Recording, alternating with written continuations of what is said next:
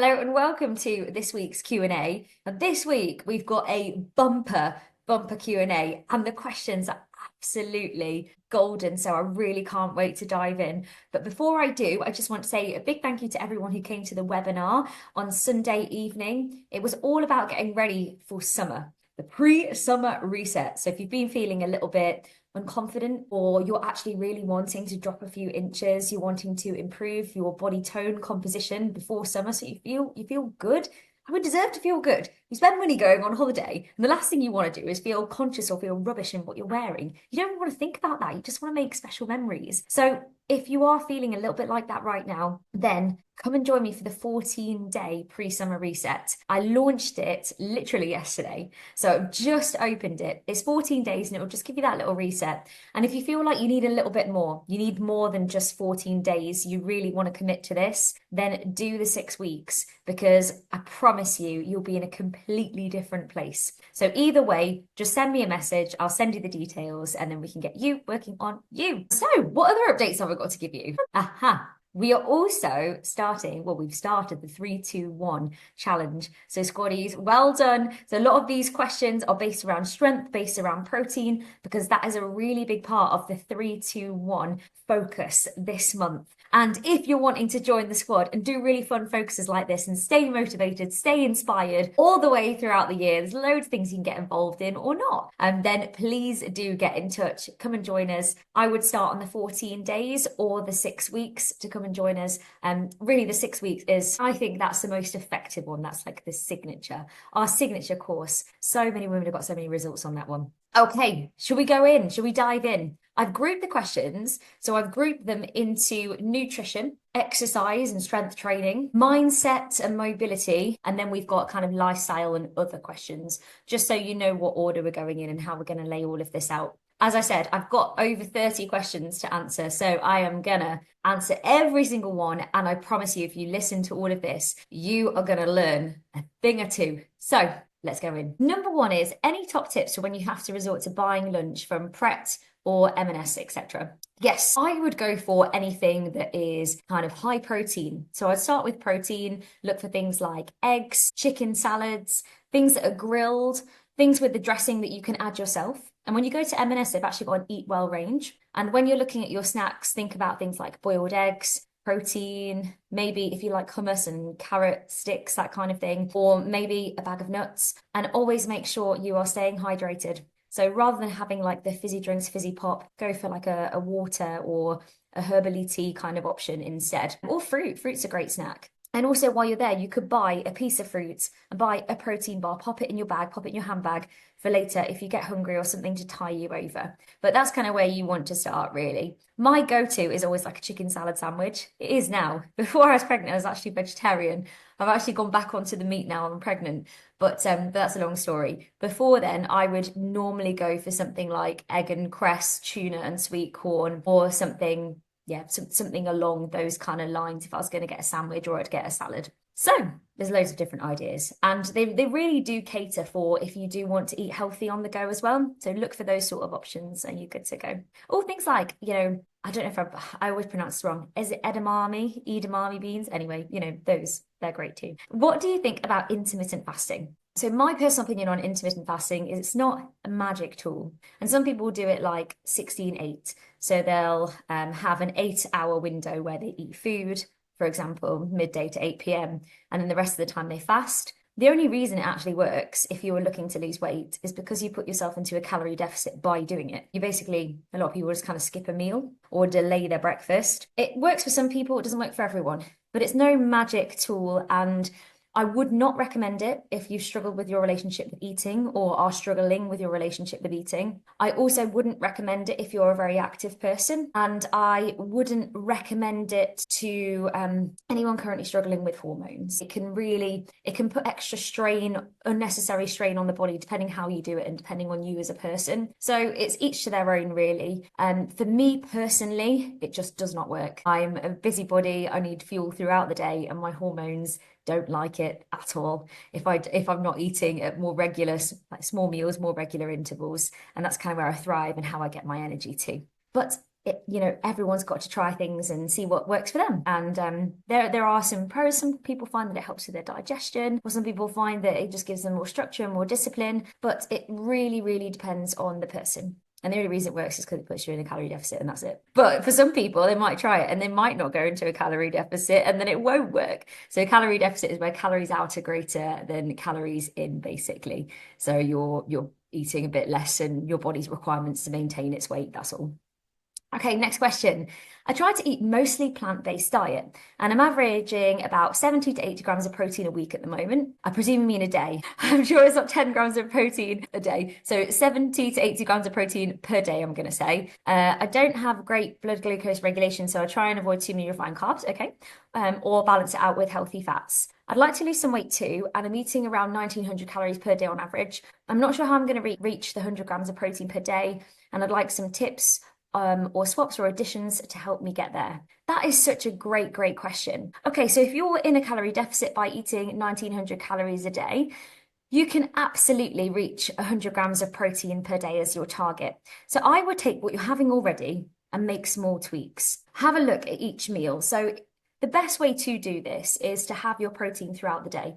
So if you look at your breakfast, aim for 25 to 30 grams of protein, look at your lunch, do the same, look at your dinner, do the same. Before you know it, you've probably already clocked up, potentially like 90 grams of protein by doing that breakfast, lunch, dinner, or maybe 80, for example. And then you just need a couple of snacks in there, and that will top you right up. So have a look at what you're having already. What you could do is just increase the portion size of the protein part of the meal. Go for lean proteins, like your grilled chicken, any sort of lean meats. Or, I know you said mainly plant-based. You've got your tofu, you've got tempeh, you've got beans, you've got soy, chickpeas, lentils. They're all great sources of protein. Breakfast time, eggs, Greek yogurts, really high in protein. For example, if you have like 200 grams of Greek yogurt, it's about 20 grams of protein already. You can also use things like protein powders. So if I use the example of the Greek yogurt, for example, sometimes it's really nice to say put half a scoop of protein powder, which are probably about 10 grams of protein, whisk it really, really quickly, and you almost make this like protein fluff, and it's really tasty.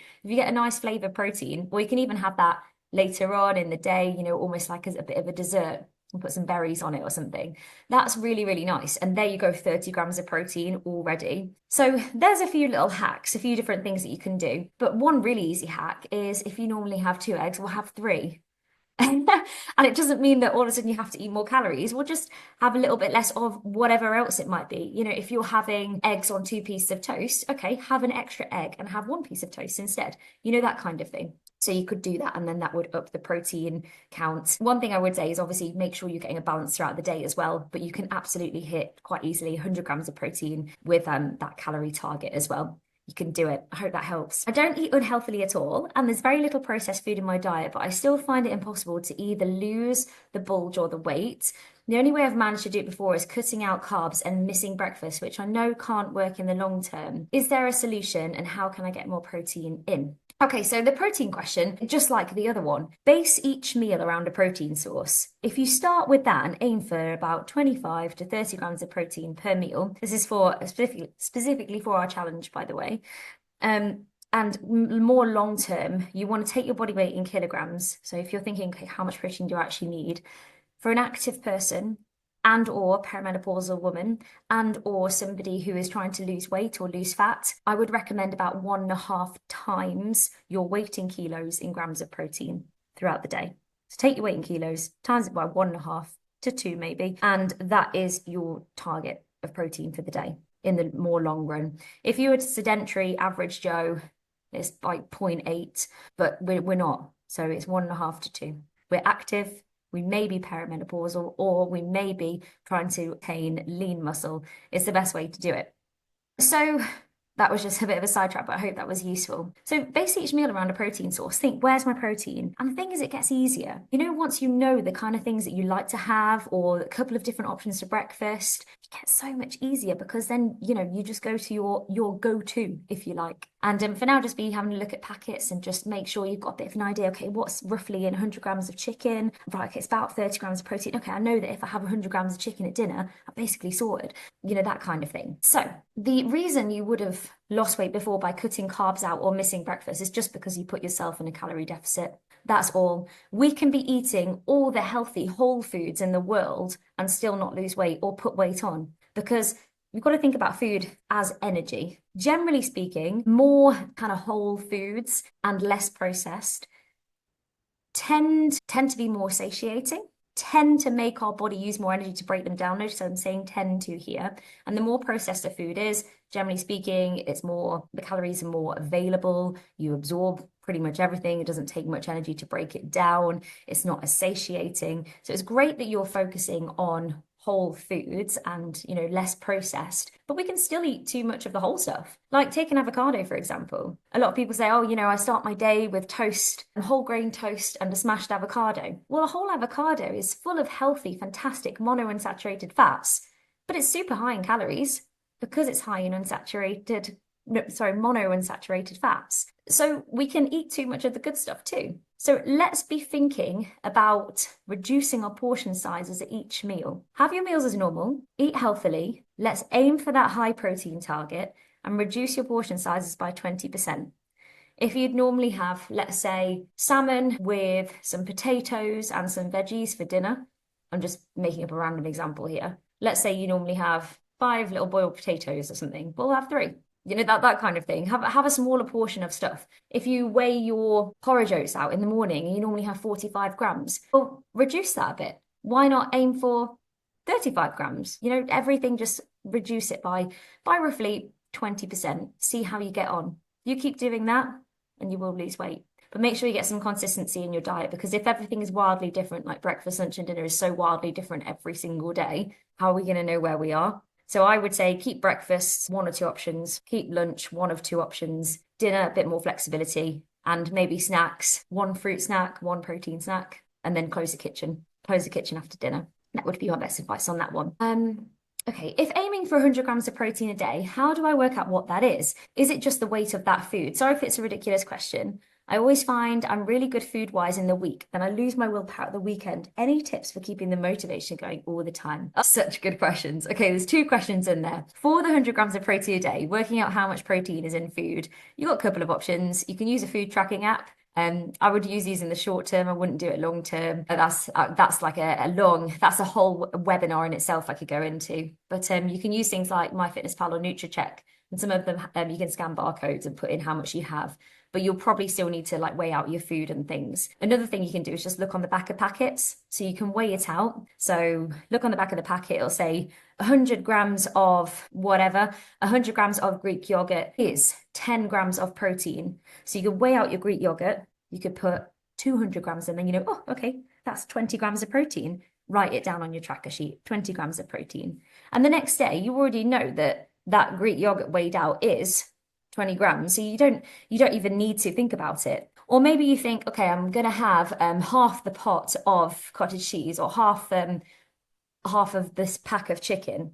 Well, look at what the pack is. Have a look on the back. What does that equate to protein wise? And then sometimes it'll say in our average chicken breast is, or in our average piece of salmon is this. And then you will see the protein and you can write that down. Or sometimes it'll be per 100 grams. So just check the weight on the packet. And if you're going for cooked versus uncooked meats, do the uncooked version and write down the protein of that and then cook it afterwards. If you're going to weigh it, that is. So yeah, and you just get used to it and you get to kind of know roughly what's in stuff. But I think it's a really good exercise to do. Actually look on, okay, what is in my food? What is high in protein? So it's a good exercise to do and you'll soon get used to it. Again, that consistency will really, really help with that. If you feel like you're really good with food in the week and lose your willpower at the weekend, I would say a few things. Are you restricting anything in the week? Are you saying that I can't have biscuits, I can't have chocolate, I can't have crisps. Are you restricting and putting like a big red button over certain foods and labeling them as good or bad? Because if you are, then it is in human nature that when we get tired towards the end of the week and our energy levels have dropped and our willpower has dropped, that we are going to want the more highly palatable foods. And also the weekend tends to be times of, where there's a bit more going on, there's a bit more social. We're going out for cocktails, we're going out for dinner, Sunday dinner. So there's more opportunity to maybe go slightly off track, veer off track with food. So what I would say is a couple of things. One, make sure that your diet is 70% nourishing and 30% a bit of what you want. And this doesn't mean that you have to eat, really, really well for 70% of the week. And then as you get to the weekend, we'll just have whatever we want. It doesn't mean that. It's like living a lifestyle. So say, for example, you know that you are going out for dinner and you know that you're going to want the burger and chips tonight. Okay, great. Enjoy it. But that doesn't mean that we have to then also have the dessert and also have the wine and then go out for brunch and then Sunday dinner the next day as well and then have the wine and have the apple crumble after it, because all that happens is we end up just feeling a bit rubbish. So I would say have the foods that you enjoy, stop when you're full, and really eat them mindfully and think about the majority of the time putting good stuff into your body. And that doesn't mean that, during the week you can't have the Kit Kat, you can't have the biscuits. Of course you can. If you've eaten, you've had your fruit and veg of the day, you've eaten a really good source of lean meat, protein, fibrous carbohydrates, and then, you want a couple of biscuits with your cup of tea, great, enjoy those couple of biscuits. But then also, it doesn't mean that then we need to have, the chocolate in front of the telly as well. Have your one hell yeah thing that you're going to have and just enjoy it. And sometimes by living a balance where you don't feel deprived throughout the week, you don't want to kind of go all crazy at the weekend because you know that you can have what you want, but you're also making choices that are in line with your goals. So that's what it is. It's about thinking about what you're putting into your body and making smart choices so you can enjoy the journey along the way, but also choices that are in line with your goals. And if you are, you're trying to lose weight or you're trying to watch your weight right now or eat more healthily, then just make choices that are more in line with your goals without feeling like you're having to deprive yourself. I want to do the 3-2-1 focus, but I have a difficult week coming up and I'm worried about the pressure of meal planning. I've never ever tracked my food intake and I don't know how to eat 100 grams of protein a day. I usually sidestep protein to an extent. I would happily live off carbs and veg. I'm not a vegetarian though. I need easy, quick ideas for high protein meals and snacks. Yes, I hate yogurt and I won't have time to cook breakfast. Okay, so if you hate yogurt, you don't have time to cook breakfast, a really quick, easy meal for breakfast would be overnight oats. So before you go to bed at night, put some oats in a little pot and you can basically, so put like 40 grams of oats in a little pot, put some milk in there, or you could put some milk in there. You could put some protein powder if you want to put some protein powder in there, just like one scoop, put it in, mix it together, put some berries in, leave it overnight. The oats will absorb the milk and then it will basically be ready-made overnight oats. Grab it and go. You can also put some seeds in there. You can put whatever you want in there, but it takes literally 2 minutes to make. And in the morning, you just grab it, go. Nice and easy. Super, super easy. Another thing you could do is boil some eggs, take them with you and some fruit. So grab some fruit. If you really are on the go, you're really in a rush, grab some fruit, grab some boiled eggs, go. So you can boil the eggs before. You can actually buy eggs already boiled. Or another thing you could do is you could get some really good quality, like high whole grain seeded bread, quite a lot of breads, like a couple of slices. You like literally getting about 11 to 14 grams of protein, depending on what brand you get, just in a couple of slices. You could put some peanut butter on there. That might take you up to about 20 grams of protein as well. Super quick, super easy. So there's a few ideas there. And when you're say getting your lunch, for example, just start with your protein source. Look at the protein source. So for example, the whole M&S Pret idea we were talking about earlier, go for the salads that have chicken breast or eggs or tuna or tofu. Start with the protein source and then you don't really need to think about it too much, and take some protein snacks with you. Again, you've got the boiled eggs. Some people like to eat grilled chicken on the go. Some people like to have protein bars, all that kind of thing. Some people like to have nuts and seeds. They're also high in protein. So take these things with you and then you've got them in your bag as well. So if you feel like a bit hungry, you can just grab it.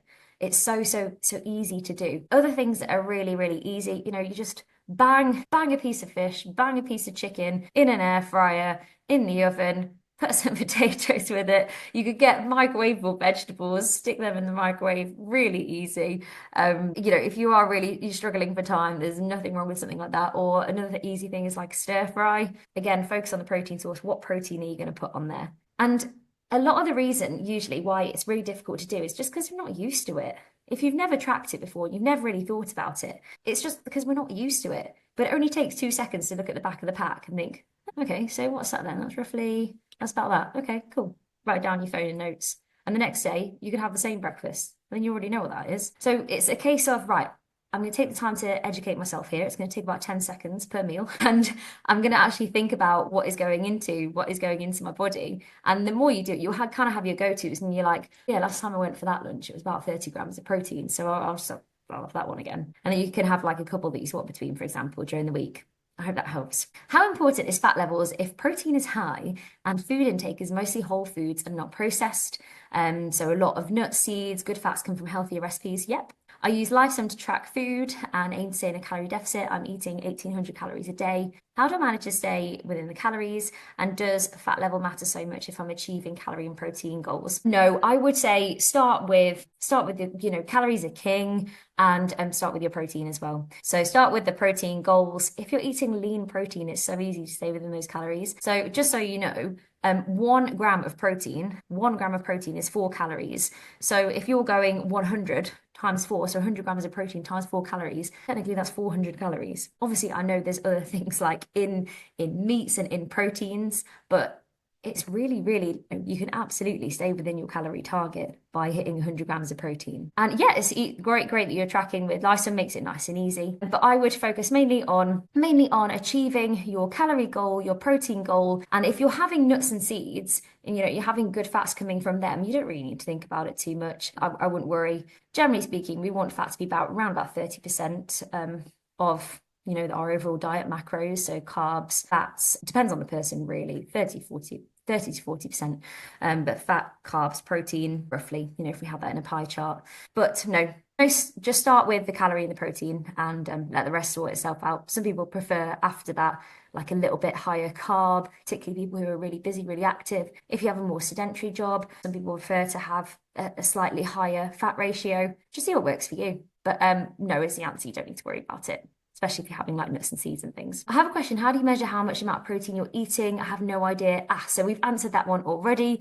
Perfect. Okay, so that was the big section on nutrition. The next section is on strength training and workouts. So I will blast through these ones, gang. Aiming for 3 stronger workouts a week. Does this have to be stronger all round, as in working every muscle to count? Sometimes we do like upper versus lower body, as in 3 workouts. So these count as 3, or is upper and lower only half a workout? Okay, so for our challenge, we're saying 20-minute workouts. So if you do like a 10-minute upper, we're not counting it. Not for this month. So it needs to be a 20-minute workout at least. And if it is upper 20 minutes, yeah, count that. If it is lower on its own, 20 minutes, yeah, count that. So you could do 1 stronger, as in all round body, then 1 upper and 1 lower. So perfect. Where should I start with strength classes as a total beginner? So as a total beginner, I would start with stronger, and I would start with lighter weights. So you could start with 2 to 3 kilogram dumbbells or a really light barbell until you gain your confidence and know kind of what weight you want to use for each track. And also another one that would be really, really good to do is the booty band one. So that's a really, really good one to do. It is so, so good for working your legs, your butt. It's an absolute killer. But that's a really, really good one to start on as well. So I would start on either of them. To be honest, definitely stronger because you get to learn all the moves as well. So I would do that, just start with a lighter weight and build it up like that. Another area you can go to is the how-to area. So if you scroll down the how-to area, I actually break down every move that we do. And I break it down first with the barbell and then second with dumbbells. So yes, have a little look at that and you'll be fine. You'll love it. How do I choose what level of weight to put on the barbell for the various exercise? Is the point lots of lighter weights or fewer reps of heavier? It depends on the class. So if you do slow and controlled intervals, interval strength, or our upper or lower strength workouts, we tend to go heavier and do fewer reps. If you're talking about stronger as a workout or hit with weights, it's all about muscular endurance. So we do use lighter weights and higher repetition in those workouts, and I will guide you through. So if you're doing stronger, when you're just getting started, I will say, right, everyone, put your warm-up weight on your bar. If you're just starting stronger, you might want to put like a 2.5 on each side, 2.5 plate on each side of your barbell. And then I will say, everyone, we're doing squats 2 to 3 times your warm-up weight. So if you had 2.5s on there, you could be like, okay, I'm going to put 5 on now. And then you'd have 5 on each side. So I guide you through. So just listen out to that. And once you've done it a few times, you'll know what weight you want to use and what weight you want to start off on. From the stronger classes, is it better to do all the reps with lighter weights or use heavier weights but not manage to finish everything or mix and match? Okay, really similar question. So for stronger, we want to get to the end of the track. If you need to put your bar down, absolutely fine. But the aim is to get to the end of the track and by the end you really feel like, oh my gosh, this is pretty intense. This is the burn, or maybe almost like a little bit shaky. So you're feeling the challenge by the end of the track because it's muscular endurance, low weight, high reps. Having said that, if you're pushing yourself, say you've been doing a release for, this is how I normally do it. We normally do the same release for about 4 to 5 weeks. By week 3, I'll be asking you to put more weight on. That might be where you need to put the bar down at points, and that is totally fine. That's absolutely fine. And that's how we do it in Stronger. So progressive overloading it really helps to build strength too. I don't have weights at home, but I'd like to build up my strength. Are there any strength workouts without equipment? Okay, I'd absolutely 100% recommend getting weights. I'd recommend getting a barbell, and you can also use the plates as hand weights. I'd 100% recommend that. In terms of strength without equipment, there's elements of it in Pilates. So you've got core strength, bit of leg and glute strength in that. There is also booty band, forget booty band. But if you don't have any equipment, sculpt sometimes as well can be quite good. It is high intensity, low impact, but there's quite often a lot of squats, lunges, and push-ups in that one too. But I would pop it on your birthday list, pop it on your Christmas list, or treat yourself. I really like to do longer workouts. Do you recommend doing 3 classes, say, and make it up to an hour? Yeah, if you enjoy doing that, absolutely. I would put a combination in. So I would do like a cardio, strength, and holistic, if it were me. I won't be doing cardio. I would be trying to mix it up a little bit so you've got variety in there. And you can now use a new function that Will's made, playlists. So you could do your own and mix and match. Yeah, I think it's a great idea. I'm in my 70s and I have a widow's hump around an upper back. I get upper back pains too. I'm doing strength classes using hand weights and they're making me noticeably stronger overall and I'm improving my balance, but I'm concerned I'm tend to hunch up to protect my back if I hold them at my collarbones. Is it better if I hold them like shopping bags and slightly behind me to keep my shoulders back? It depends on what move you're doing here. I would be just really conscious of your posture. Think about rolling the shoulders back and drawing the shoulder blades towards each other and slide the shoulder blades into opposite back pockets. So I would also be doing posture checks throughout the day. And if you can, get yourself a barbell so you can work the weight a little bit heavier. Doing things like rows and flies can be really, really good for working the strength in the back of the body. And also Pilates for posture and awareness. And also, like I said, doing posture checks throughout the day. So tucking your chin in, rolling the shoulders back, squeezing the shoulder blades together. You could also do some banded exercises. You do some like banded rows just throughout the day. But I wouldn't be changing your technique so much unless you feel like there's a problem with it, send it to me. But I don't think, I'm not sure what move you do where you keep the weights behind you. It doesn't sound too safe, is what I'm trying to say. You're fine holding the hand weights at your collarbones, but if it's comfortable, you could get a barbell, just pop it on the soft part of your back. You could also get like a padded, what do you call it? You can get a padded thing for the bar that you put over the bar and then you can put that on your back. Or you could do a front rack squat. But just really think about drawing your shoulder blades together and keep doing stronger. So that back track is going to be your friend. Stronger and Pilates. You could even do it every week. You focus on, we've got on-demand classes, Pilates for posture. We've also got Pilates for your back. Do those ones and really focus in on them. And think about classes that will really work to open the front of the body as well. So open the chest, upper body stretches. I hope that helps. Okay, the next section is mindset, mobility, and modifications. My head sometimes tells my body I can't do a lift. For example, a side lift in Pilates. What tips do you have to help me change this thinking? Oh, this is more common than you know. This is more common than you think, What you have to do is you've got to break the move down. So rather than thinking, right, I've got to lift my body into a side lift now, think, okay, elbow under shoulder, hips point forwards, lift my arm, okay, lift my hips. Break it down step by step. And also change a narrative in your mind. Visualize yourself actually doing it. So picture yourself actually doing it. And then rather than saying, oh, I don't think I can do this, can't do this, can't do this, can't do this. So just say to yourself, I'm going to give it a bloody good go. Or what if I can do it? What's the worst if I try and I can't? So just change a narrative in your mind and just have a little bit more self-belief. Have a bit more self-belief because if we think we can't, we're right. We'll never be able to do it.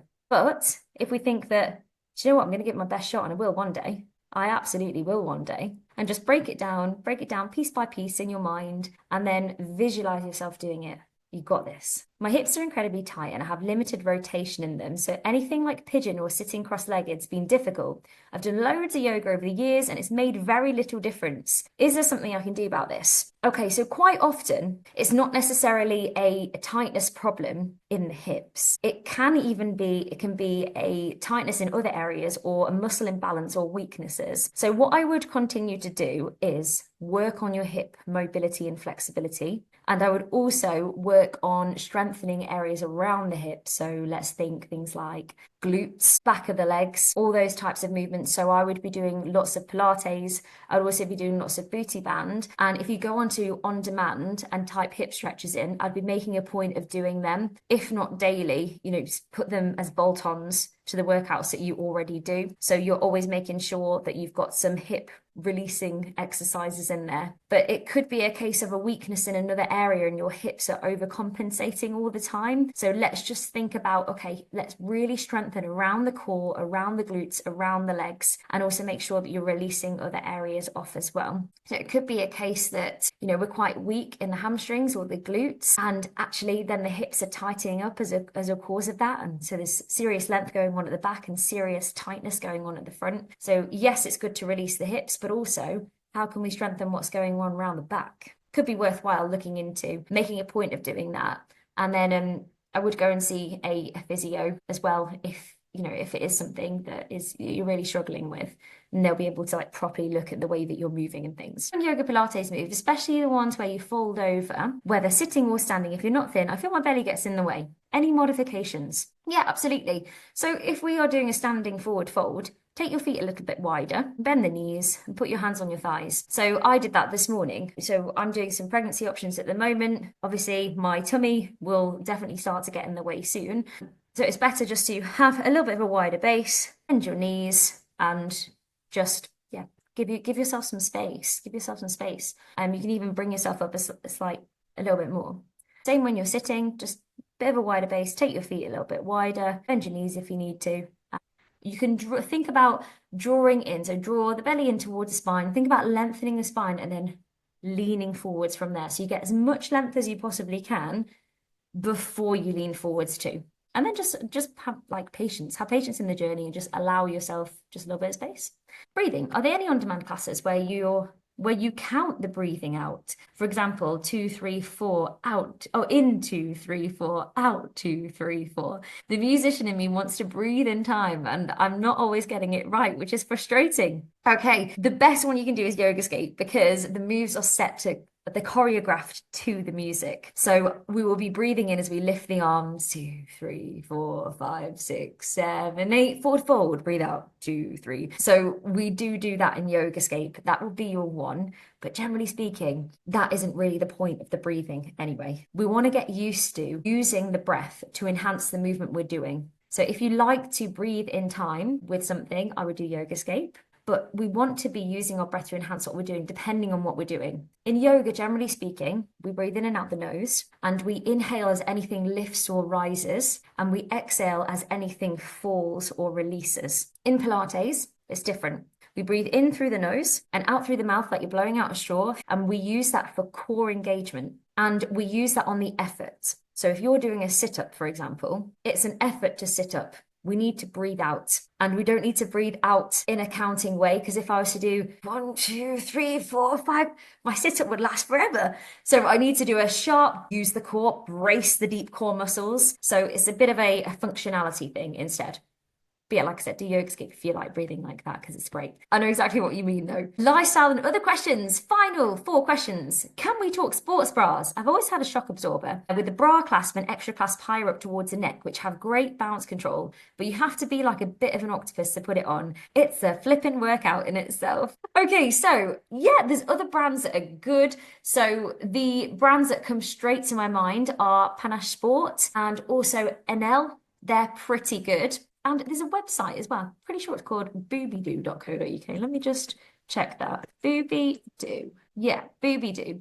And they also have Freya Active, and they're really quite good as well. So those are some brands that I would recommend. I would also say we work with Wild Legs, and they do these really good zip up ones at the front, and they can be much easier to get in and out of, and they just hold everything in place as well. So I would say I'd recommend them, and they've got the little, it's like, what are they called? I'm really bad at fashion stuff. Like little clips, clasps going down the front, and then the zip comes over. So, if the zip comes undone, you're not going to reveal all of this. What I'm trying to say. Yeah, they're really, really good. So yes, there's a few options for you right there. Smoothies, are they good for weight loss? And what a good exercise for helping toning, lifting, and reducing the chest. Smoothies, are they good for weight loss? Depends. Are you in a calorie deficit or a calorie surplus? Do they fill you up? What are you putting in your smoothie? So it really depends on what you're putting in there. I would say if you enjoy smoothies, have smoothies. If you have a smoothie and then you get hungry after it, then probably don't. I would say whole foods over everything because it takes you longer to eat them. Your body actually has to break down the fiber, break down the skin, and you end up feeling more satiated from them. That's just my opinion, though. Good exercises for toning, lifting, reducing the chest. So, for toning and lifting, you want to be doing things like chest presses, push-ups, chest flies. Basically, do stronger. Do stronger, and anything in our strength section, upper body strength section, that would be great to do because we'll always cover the chest in those ones. For reducing the chest, now we can't spot reduce, so we can't choose an area on our body where we want to reduce fat or reduce weight. So what you want to be doing is being in an overall calorie deficit, and it might be one of the last places you lose it, might be one of the first places. That really depends on your genetics, where you lose the weight first, where you hold, where you store your body fat. But it being an overall calorie deficit, that will help, that will work. Since having a C-section, I find it really hard to shift my tummy fat. Are there any particular exercises that can help? So similar to the last question, we can't choose an area on the body where we want to lose fat from. So I can't say, for example, I want to lose fat from my tummy, or I want to lose fat from my thighs, because it sort of has to come as a whole. It's got to come all together. And it can be difficult with the C-section because sometimes with the scarring, it can cause like a little bit of a pouch effect because there's a lot of scar tissue behind there. And there's a lot of trauma. There's a lot of trauma to the skin. Like a C-section goes really, really quite deep. It cuts through quite a lot of layers. So we can have that scar tissue, and then our body fat might be on top of that. So we want to be reducing our body fat overall. So be in a calorie deficit. And to do that, you're just going to cut your portion sizes at each meal. And then, monitor your weight. Or if you prefer, you can use progress pictures. And I would really, really focus on strength training and also deep core training. They're going to be your friend. So working strength in the deep core muscles, and that's not doing loads of sit-ups. Sometimes, depending on if you've ever suffered with diastasis recti or there's a lot of trauma to the core area, doing a lot of sit-ups and things where you work the six-pack can actually increase intra-abdominal pressure, whereas sometimes we actually just want to get into the deep core.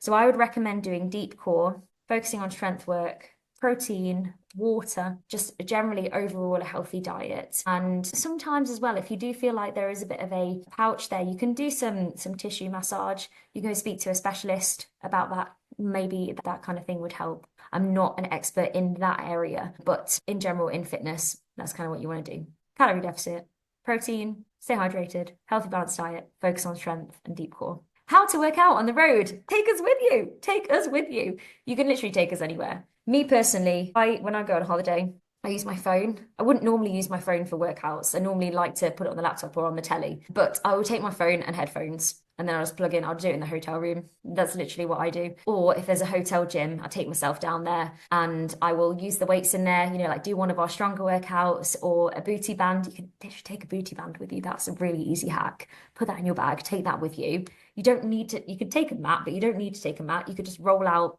a pool towel or a hotel towel on the floor. Off you go. It's super easy. Super, super easy. You don't need much space. Enough space to roll out a mat or a towel and you are good to go. And don't put yourself under too much pressure either. Just do what you can. Do what you can when you can. I personally find that when I'm on the road or if I'm on holiday, I like to do it in the morning because later on the day it's just not going to happen. So I just get up, do it in the morning before Will gets up. So I do it in the hotel room. He sleeps through anything, or I'll take myself down to the hotel gym and just have a quick blast, quick blast, and you'll soon get used to what you enjoy and what you like doing as well. But our online stuff is literally perfect. Anyway, that was a bumper Q&A. I hope that was useful. I hope you picked up 1, 2, 3, 4 million different things from it, and I really hope you enjoyed it. If you did, make sure you let me know what it was you enjoyed. So let me know either in the Facebook group if you're a squaddy, let me know on the podcast what you thought, or let me know on YouTube if you're watching this on YouTube what you found interesting and what was really useful. I'd love to know. Anyway, thank you so much for tuning in, and I will see you squaddies tomorrow morning.